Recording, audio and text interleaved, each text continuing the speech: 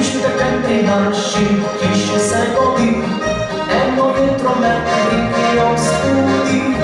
Naša babica je objokana bila in je pročutno vim izgledala. Dolgo sem rabal, da sem dojil, da naši babici nekdo zole je vzel. Krivi smo vsi po vrsti bili, na babičini jezi smo ubežali. Naša babica je zole izgubila, preiskala je vse, da ne dobi, da nič ne govori in nič ne smeje se, zdaj pri naši tišini in tišina je. Naša babica je zole izgubila, da bi našla jih, je hišo obrnila, za njih je dala vse. 4 penzije, eno tiste vikinali, poljubila je.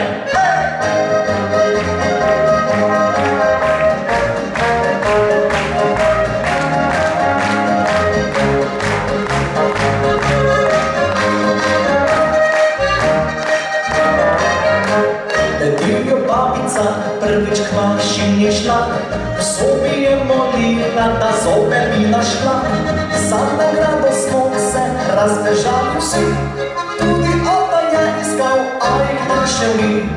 Tukali smo dolgo, kaj storili bi, najrajši nove zobe bi kupili. Smo kase izpraznili, konec je tega, a hudiča vsaj dovolj je za ene zob. Ja, naša babica je zole izgubila, preiskala je vse, da bi jih ne dobila, zdaj nič ne govori in nič ne smeje se, zdaj pri naši tišini in tišina je.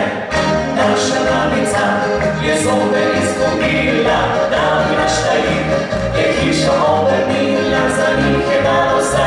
4 penzije, eno tiste vikinali, obljubila je.